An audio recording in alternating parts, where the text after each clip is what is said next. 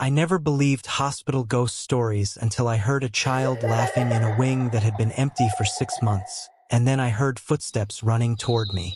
What I'm about to tell you happened 3 years ago, and I still can't go near that hospital without feeling sick to my stomach. I'd been working as a night nurse for about 8 months at a small hospital just outside of Portland. St. Michael's Regional, maybe you've heard of it. The building was old, built in the 1960s, with long corridors and flickering fluorescent lights that maintenance never seemed to fix. Most nights were quiet, maybe 1 or 2 patients in the ICU, a few recovering from minor surgeries, elderly folks with pneumonia or hip replacements. Nothing dramatic. I actually preferred the overnight shift, 11 p.m. to 7 a.m. Less chaos than the day shift, more time to think, and honestly better pay. The differential was an extra $4 an hour, which added up when you're paying off student loans. I worked with a rotating staff. Sometimes I'd be paired with another nurse, sometimes just a nurse's aide, but there were plenty of nights where I was the only registered nurse on the entire floor. That didn't bother me. I'm not really afraid of being alone,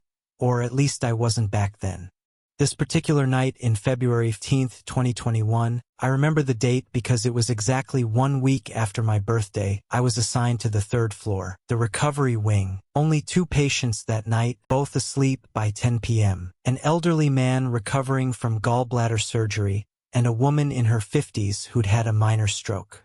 Both are stable. My routine was simple. Check vitals every 2 hours, update their charts, make sure their IVs were flowing properly, and spend the time between rounds catching up on paperwork at the nurse's station. The station was positioned in the center of the floor, right where the 2 main hallways intersected. From my chair, I could see down both corridors, rooms to the left and right, and straight ahead, the double doors that led to the old pediatric wing. That wing had been closed for renovations since the previous summer. I'd walked past those doors hundreds of times and never thought twice about them. Just a locked section of the hospital gathering dust. But around midnight that night, I noticed something strange. The hallway lights at the far end of the corridor, the ones right near those double doors, kept flickering. Not randomly, though, in a pattern. 3 flickers, pause, 3 more flickers. I watched it happen 4 times while I was sitting there updating a patient chart. Electrical issue, I figured. Old building, old wiring. But something about the rhythm felt deliberate, like Morse code or something. I made a mental note to mention it to maintenance in the morning, then went back to my work. At 1:15 a.m., I was updating the stroke patient's chart, documenting her blood pressure, oxygen levels, all the standard stuff, when I heard it. A soft giggling, a child's laugh, faint but unmistakable, high-pitched and light, like a little kid playing hide and seek. It was coming from the direction of the closed wing. I looked up from my computer. The double doors were maybe 50 feet away from where I sat, locked tight with a renovation and no access sign zip-tied to the handles. I sat there frozen for a moment, pen still in hand, staring down that hallway. It had to be pipes. Or the ventilation system. I'd heard strange noises before in this place. Old buildings make weird sounds. The HVAC would kick on, and sometimes it sounded almost like voices or music. I'd learned to tune it out, but then I heard it again. Closer this time. I stood up slowly, my chair rolling back on its wheels. The hallway was completely empty. Just those flickering lights at the far end and the double doors. I walked toward them, my sneakers squeaking softly against the linoleum. The closer I got, the quieter everything became. No giggling. No sounds at all except the low hum of the fluorescent lights above me. When I reached the doors, I pressed my ear against the cold metal. Nothing. Complete silence. I actually laughed at myself. Standing there at 1 a.m., listening at a locked door because I thought I heard a kid laughing in an empty wing. I shook my head and turned back toward the nurse's station. I'd barely made it 10 steps when I heard the crash. Loud, like something metal hitting the floor, maybe a tray of surgical instruments or a metal cart tipping over. It came from inside the closed wing beyond those double doors. My heart jumped into my throat. I spun around and stared. For a solid 30 seconds, nothing happened. Just silence. Then I saw it. The door handle on the right side slowly turned down, like someone was testing if it was locked. It rattled once, twice, then stopped. Every instinct told me to walk away, go back to the nurse's station, call security, let them handle it. There was probably a logical explanation. Maybe maintenance was doing work and forgot to tell the night staff, or maybe a door had blown open somehow and knocked something over. But I didn't walk away. I stood there, rooted in place, watching that door handle. My heart was pounding so hard I could feel it in my throat. I don't know why I did what I did next. Maybe it was the adrenaline, or maybe I genuinely thought I could find a rational explanation and go back to my shift without freaking myself out for the next 6 hours. I pulled out my keycard. I had master access to most areas of the hospital for emergencies, fire exits, supply closets, and yes, the closed pediatric wing. My hand was shaking as I swiped it against the reader. The lock clicked. I pushed the door open just enough to look inside. The hallway beyond was dark except for one light at the very end, barely illuminating anything. The air that came through smelled stale, like dust and old paint and something else. Something faintly sweet and chemical. The air of a place that's been sealed up too long. Hello? Security? My voice echoed back at me. No response. I took 3 steps inside, using my phone's flashlight to scan the walls. The beam cut through the darkness, revealing old gurneys lined up against the corridor, all covered in plastic sheets. Boxes of medical supplies were stacked along the walls, gauze, syringes still in their packaging, 4 bags. Everything left exactly where it was when they'd closed the wing. That's when I noticed the footprints, small ones, like a child's shoes, pressed into the dust on the floor. They led deeper into the wing, disappearing into the darkness ahead. My hands started shaking. The phone light bobbed as I tried to steady it. There was no reason for a child to be in here. No way for anyone to get in without a keycard, and definitely no reason for a kid to be wandering around a closed hospital wing at 1:30 in the morning. The footprints were fresh. I could see where the dust had been disturbed, particles still settling in the air, catching the light from my phone. I should have left right then. Should have backed out, locked those doors, and called security from the safety of the nurse's station. But I didn't. I followed them. I don't know why. Every part of me screamed to turn around, but I kept walking, my phone light cutting through the darkness.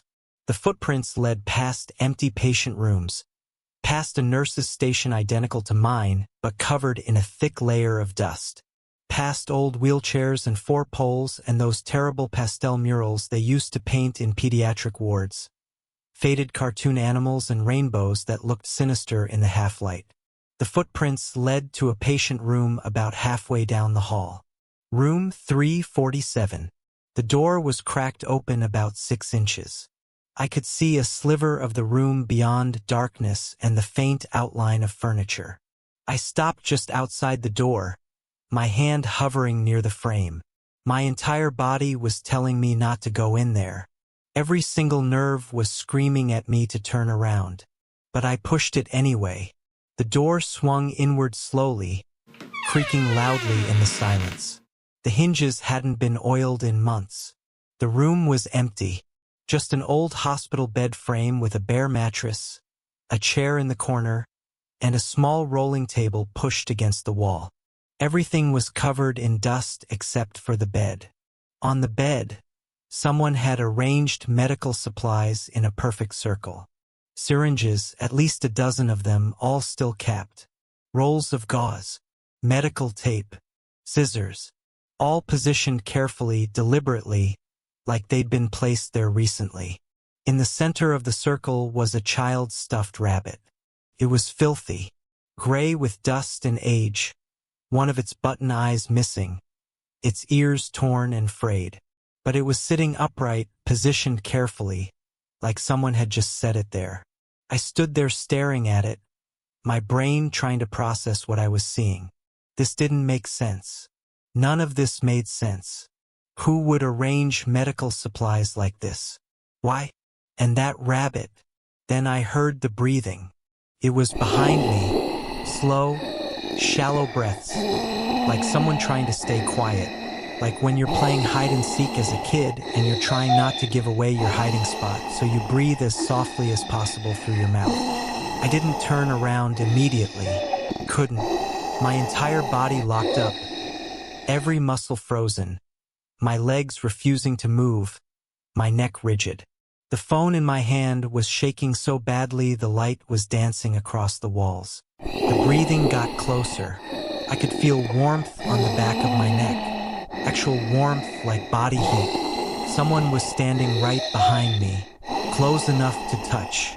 And then, in the smallest, sweetest voice, a child's voice, I heard, "Are you here to help me?" I spun around so fast I nearly fell. My phone flew out of my hand, clattered against the wall, the light spinning wildly. There was nothing there. The doorway was empty. The hallway beyond was empty. But the breathing continued. It wasn't behind me anymore. It was coming from the hallway now, from somewhere deeper in the closed wing. And mixed with the breathing was something else. Footsteps. Small, fast footsteps. Running. I didn't think. I just ran. I left the phone where it had fallen. Didn't stop to grab it. Didn't close the door behind me. Just sprinted toward the exit. My shoes slapped against the linoleum, echoing off the walls, and behind me I could hear them. Small footsteps. Fast, running footsteps, keeping pace with me. They shouldn't have been able to keep up. I was running full speed, but they stayed right behind me. 20 feet back, 15 feet, 10. The giggling started again. But it wasn't just one child laughing anymore. It was multiple voices, echoing off the walls, overlapping, multiplying. High-pitched and delighted like this was a game, like they were chasing me for fun.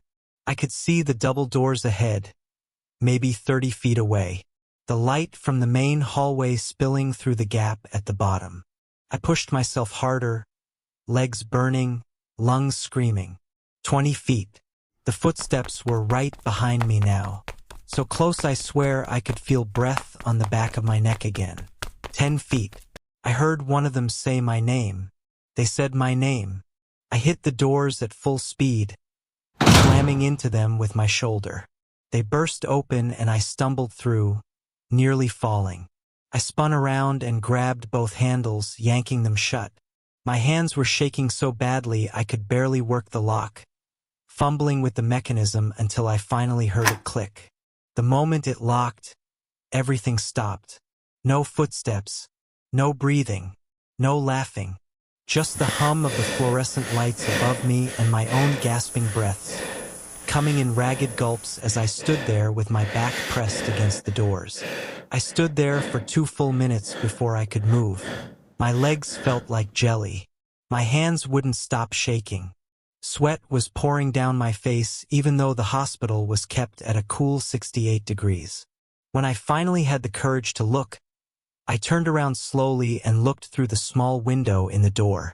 What I saw made my blood run cold. The glass was covered in handprints. Small handprints like children's hands.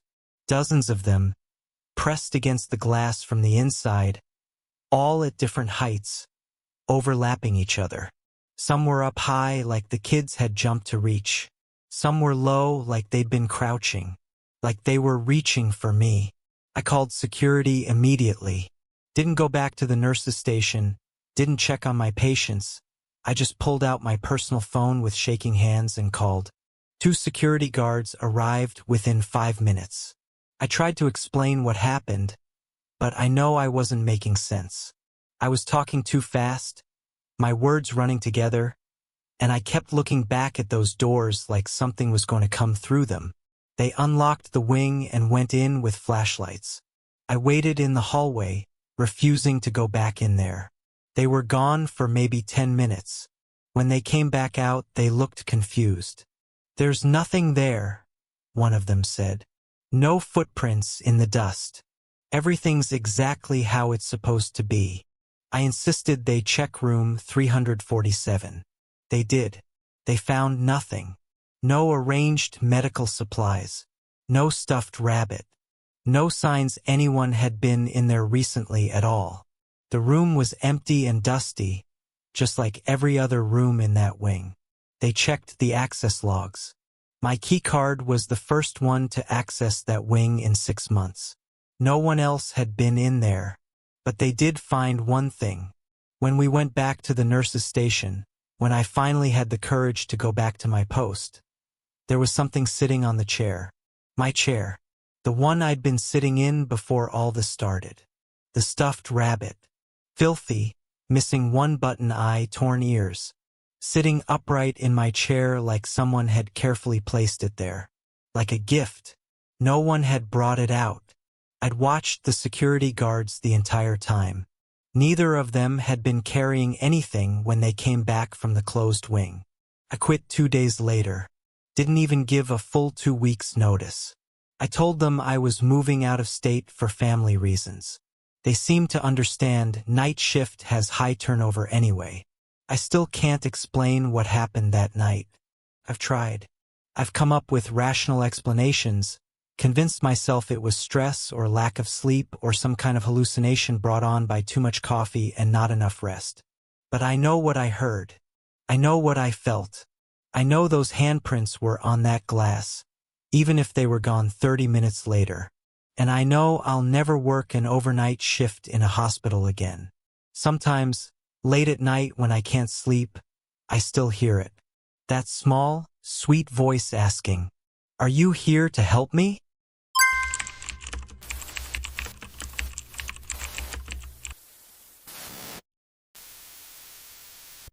I picked up a hitchhiker on a deserted highway at midnight, and 20 minutes later, I realized he'd been lying about everything, including his name. What happened next is something I've replayed in my mind 1,000 times, and I still don't understand how I made it out alive. Back in 2019, I was driving from Denver to Albuquerque to visit family for Thanksgiving. It's about a 7-hour drive, mostly through empty stretches of highway and desert. I'd done it a dozen times before, usually during the day, but this time I left late, around 8 p.m., thinking I'd miss traffic and arrive early in the morning. I remember the exact date. November 26, 2019. The Tuesday before Thanksgiving. I worked a full shift at the marketing firm where I was employed, went home, threw some clothes in a duffel bag, and hit the road around 8:15. I had a playlist queued up, a large coffee from 7-Eleven in the cup holder, and honestly felt pretty relaxed. It was one of those drives where you just zone out, let the miles pass by, let your mind wander. The roads were nearly empty. Just the occasional semi-truck passing in the opposite direction, their headlights cutting through the darkness for a brief moment before disappearing. No traffic. No construction. Just me, the road, and the vast stretches of nothing on either side. I'd crossed into Colorado about an hour and a half in. Around the 3-hour mark, somewhere in the middle of nowhere, Colorado, I want to say it was near a town called La Junta, but I'm not entirely sure. I saw him standing on the shoulder. A guy with his thumb out, hitchhiking. He was maybe in his 50s, average height, wearing a denim jacket that looked too thin for the November cold. He was holding a small duffel bag in his other hand. As my headlights swept over him, he looked directly at my car, his face illuminated for just a second before I passed. I'd never picked up a hitchhiker before. My parents always warned me against it growing up. "You never know who you're letting into your car," my mom would say. "People who hitchhike are desperate, and desperate people do desperate things." But something about him seemed harmless. He looked tired, cold, like someone who just had a streak of bad luck. Maybe it was the holiday spirit. Thanksgiving was 2 days away after all, or maybe it was just loneliness from the long drive.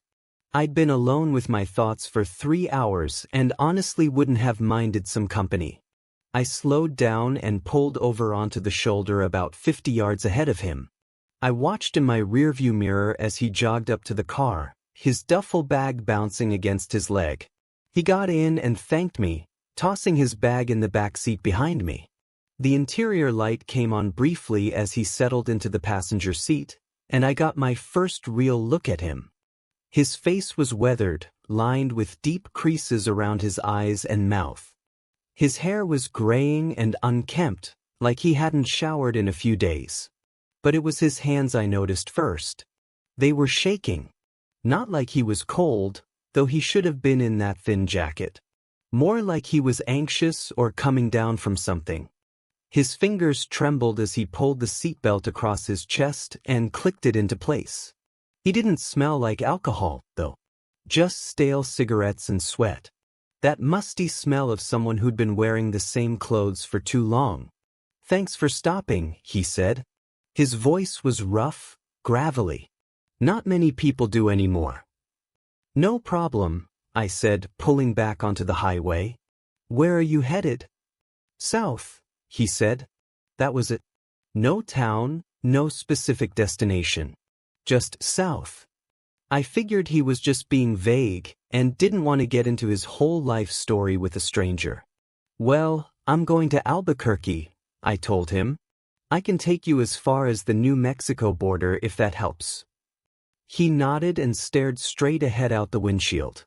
"That works." For the first 10 minutes, he didn't say another word. I tried making small talk, asked if he was traveling for the holiday, where he was from, how long he'd been on the road. He gave one-word answers or just grunted in response. "Holiday? No. From? Around." "How long?" "A while." The conversation died quickly. I turned the music up slightly and focused on driving. The highway stretched out ahead of us, the white dashed lines ticking by in a hypnotic rhythm. Every now and then I'd glance over at him. He just sat there, staring straight ahead, his hands still trembling slightly in his lap. Then, out of nowhere, he asked, "You live alone?" The question caught me off guard. It was such a weird thing to ask, so personal and direct after barely saying 2 words to me. No," I lied. "I live with my girlfriend." He turned his head slowly and looked at me. A small smile formed on his lips, tight and forced, not reaching his eyes. "That's good," he said. "Safer that way." The way he said, "safer," made my skin crawl. There was something about his tone, something knowing and vaguely threatening. I glanced at him again, and he was still staring at me, not the road. His eyes were dark and unblinking in the dim light from the dashboard. I focused back on driving and turned the music up a bit more, hoping to kill the conversation. My hands tightened on the steering wheel. A small voice in the back of my mind was starting to say that picking him up had been a mistake. About 5 minutes later, my phone rang. The Bluetooth picked it up automatically, and my sister's name appeared on the dashboard screen. "Hey, Sar," I answered, trying to sound casual. "Hey, just wanted to make sure you're still coming Thursday. Mom's been asking." "Yeah, I'm on the road now actually. Should be there tomorrow morning." "Driving at night? Are you crazy?" "I left work late." "It's fine, the roads are empty." We talked for maybe 2 minutes. She told me about the menu Mom was planning, asked if I was bringing anyone, and complained about our uncle who always drinks too much at family gatherings. Normal sibling conversation. The moment I hung up, the hitchhiker spoke. "That's your girlfriend?" My heart skipped a beat. "What?" "On the phone. That's your girlfriend?" "No, that was my sister." He nodded slowly, his eyes fixed on me. "So you lied to me?" I tried to laugh it off, though my voice came out strained. "Yeah, sorry, just being cautious, you know? Don't really know you." He didn't respond. Just kept staring at me with that blank expression, his face illuminated by the green glow of the dashboard. Then he reached into his jacket pocket. My entire body tensed. Every muscle locked up. My foot eased off the gas slightly as I watched his hand move inside that pocket, wondering what he was reaching for, wondering if I was about to die on this empty highway in the middle of nowhere. He pulled out a cigarette, Just a cigarette. You mind if I smoke? He asked, holding it up. I let out a breath I didn't realize I'd been holding. Yes, actually, I do mind. Sorry. He shrugged and put the cigarette away, but he didn't take his hand out of his pocket. It just stayed there, tucked inside his jacket, and I swear I could see the outline of something else in there. Something bigger than a pack of cigarettes. Maybe a knife. Maybe a gun. My mind was racing now, paranoia setting in. Every mile that passed felt like a trap closing tighter around me. I was alone in a car with a stranger who was acting increasingly strange, on a highway where we hadn't seen another vehicle in 20 minutes. A few miles later, I saw a sign reflecting in my headlights. Gas station, next exit 2 miles. I made a decision. I was done with this. I'd drop him off there, fill up my tank even though I still had half a tank left, and get back on the road without him. I didn't care if it seemed rude. Something was very wrong with this guy, and I wanted him out of my car. I need to stop for gas, I said, trying to keep my voice steady. He didn't respond at first. Just stared out the windshield as the exit sign approached. 1 mile now. Then he said, "No. Keep driving." It wasn't a request. It was a command. Flat and emotionless, but with an undercurrent of threat that made my throat tighten. "I really need gas," I said, hearing the tremor in my own voice. "I'm almost on empty." That was a lie. The gauge showed I had plenty of gas. But I was hoping he wouldn't look, wouldn't notice. He leaned forward slightly, and his hand shifted in his jacket pocket. I said keep driving. I could see the outline more clearly now. It was definitely something. Long and narrow. A knife blade, maybe. Or the barrel of a small handgun. The exit was right there, 50 yards ahead. I could see the gas station lights in the distance, bright and welcoming, promising safety. But I kept driving. I passed the exit and watched it disappear in my rearview mirror. For the next 10 minutes, neither of us spoke. The only sound was the hum of the engine and the muffled music from the speakers. My mind was racing, trying to figure out what to do. I couldn't just drive all the way to New Mexico with this guy. I couldn't lead him to my family's house. But I also couldn't just pull over on the side of the road and tell him to get out, not when he might have a weapon. My hands were sweating on the steering wheel.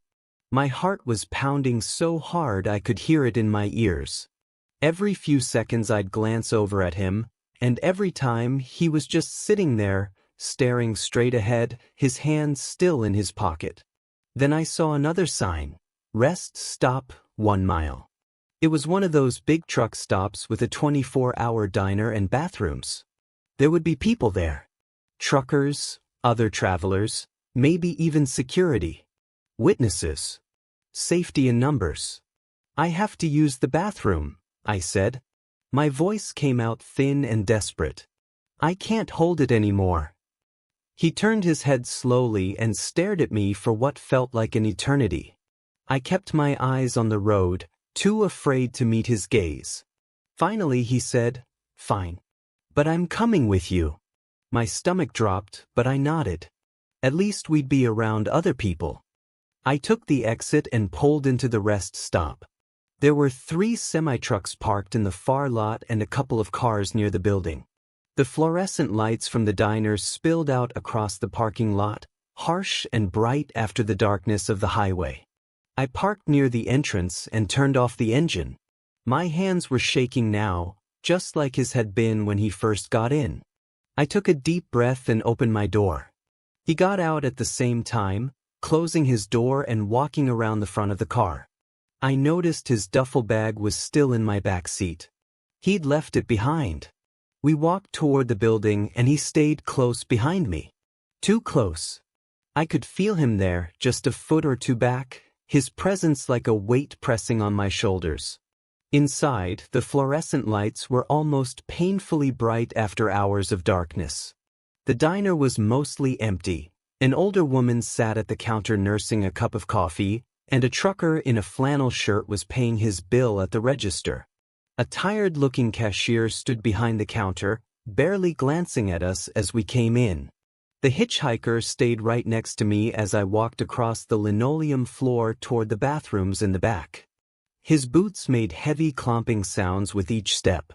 I could smell the cigarette smoke on him, that stale, acrid smell mixed with sweat. As I pushed open the men's room door, I turned to him and said, "I'll just be a minute." He smiled that same tight smile from earlier and said, "I'll wait right here." I let the door swing shut behind me and stood there for a moment, my heart racing. The bathroom was small, 2 urinals, 1 stall, a sink with a cracked mirror above it.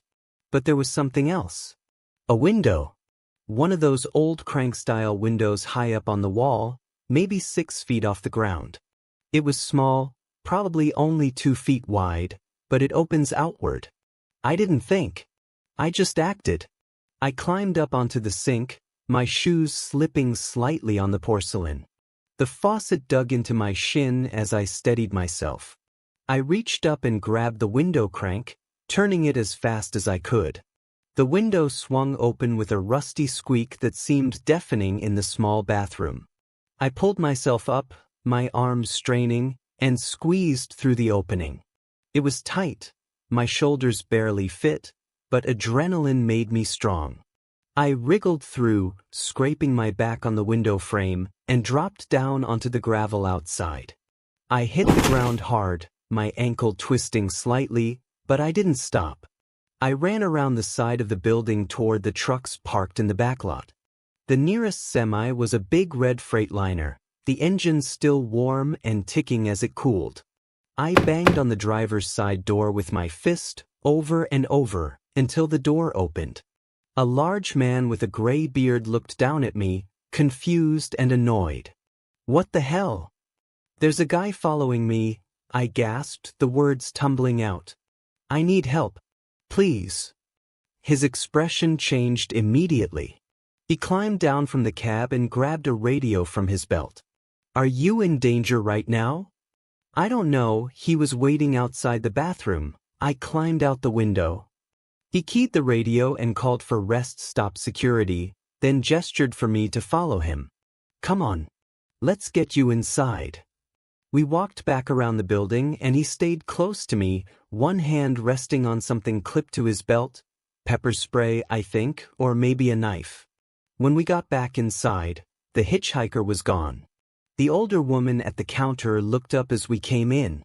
The cashier barely glanced at us. "Did you see a guy in a denim jacket come through here?"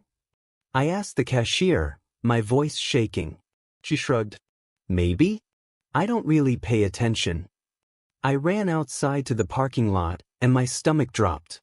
My car was gone. The spot where I'd parked it was empty, just oil stains on the pavement and nothing else. Rest stop security arrived a few minutes later, 2 guys in uniforms who looked like they'd rather be anywhere else. I told them everything, gave them my license plate number, and described the hitchhiker. They called the police. Colorado State Patrol showed up about 20 minutes later and took my statement. They put out a bolo for my car and the hitchhiker. The trucker who'd helped me stayed with me the whole time, even offered to give me a ride to the next town where I could rent a car. Police found my car 3 days later, on Thanksgiving Day, abandoned on a back road about 60 miles from the rest stop. It had been wiped clean, no fingerprints, nothing left behind that could identify who'd taken it. Except for one thing. The duffel bag he'd left in my back seat. When they opened it, they found duct tape, zip ties, a hunting knife with a 7-inch blade, and jewelry. Women's jewelry, earrings, necklaces, bracelets, a ring. None of it was mine. They never found him.